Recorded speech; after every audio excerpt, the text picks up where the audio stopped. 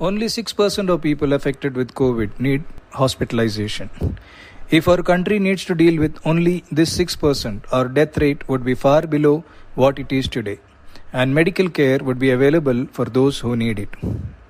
Let's look at the 94% who are affected with COVID and what is their best option. You are tested positive and you have either no symptoms or very mild symptoms, like a cold, cough, fever, body pains, weakness.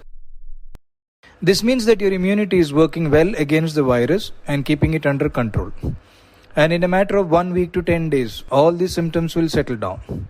You may develop a loss of smell and taste along the way, but you will recover without any complication with simple over-the-counter medications like Dolo 650, home remedies, Ayurveda and homeopathy. Be in constant telephonic touch with your family doctor. Keep him informed on a daily basis. I have treated over 1300 people this way successfully.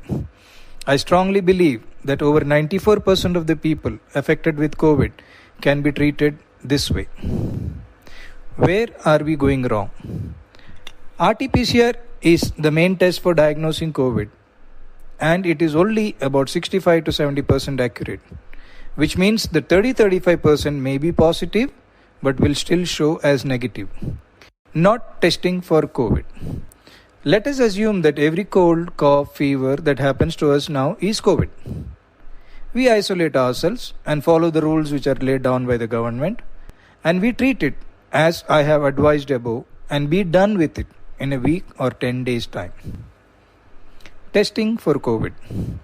Once you are tested positive for COVID, you follow the above line of treatment and be done with it in 1 week to 10 days time. But this is possible only in 10% of those who have tested positive. Let me explain what happens to the rest 90% who are tested positive. Panic. With the second wave hitting us hard and the fear surrounding it, the moment you are tested positive, all hell breaks loose. You are flooded with advice from relatives, friends, colleagues, each one telling you their experiences and all the gory details from the news and the social media, and you get scared. You hardly have any symptoms, but the moment you know you are positive and you hear all their advice, you start to panic. When you panic, your breathing pattern changes. You breathe shallow, and in doing so, you pull carbon dioxide in your lungs and you begin to feel breathless. You are told that the lungs are getting affected, but the fact is that your anxiety is what is causing your breathlessness. Now you are asked to do the following investigations: a D-dimer, a C-reactive protein and a CT scan of the chest. A D-dimer. Elevated levels of D-dimer are associated with any inflammation and any disease activity. It is only when the levels are extremely high it indicates a clotting problem. C-reactive protein. A high level of C-reactive protein in the blood is a marker of any inflammation. It can be caused by a wide variety of conditions. Both the above tests are not specific for COVID. They are just supportive evidence of inflammation and infection. CT scan of the chest.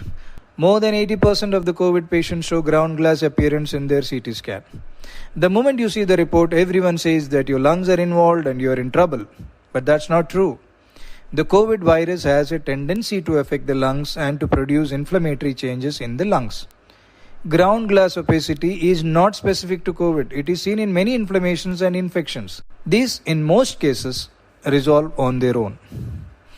Now your doctor starts you on an antiviral, remdesivir, which the WHO says is not effective against COVID, then an antibiotic, and then a steroid is added to the prescription to be on the safe side. Remember, when you are in panic, your doctor who is treating you will also go into panic and ask you to get admitted. After all, he is human and he is answerable for you. What you need to understand is that your immunity is doing a great job in containing the COVID virus. That is why you hardly have any symptoms. All these medicines are very strong and have a lot of side effects. When you consume these, they together crush your natural immunity, which is doing a great job, and you begin to get worse. Your condition deteriorates and you end up in the hospital. The medical system is doing its best, but it is overwhelmed and in the process of collapsing.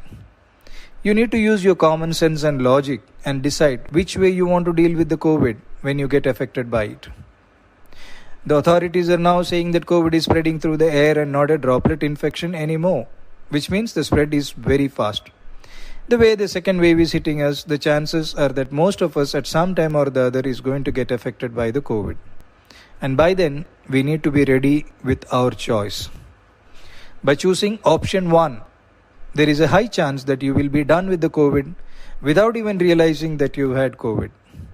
You will not invite panic and unnecessarily stress and hospitalization. You will not unnecessarily block hospital beds and leave them to the 6% who truly needs them. The choice is yours. Take care.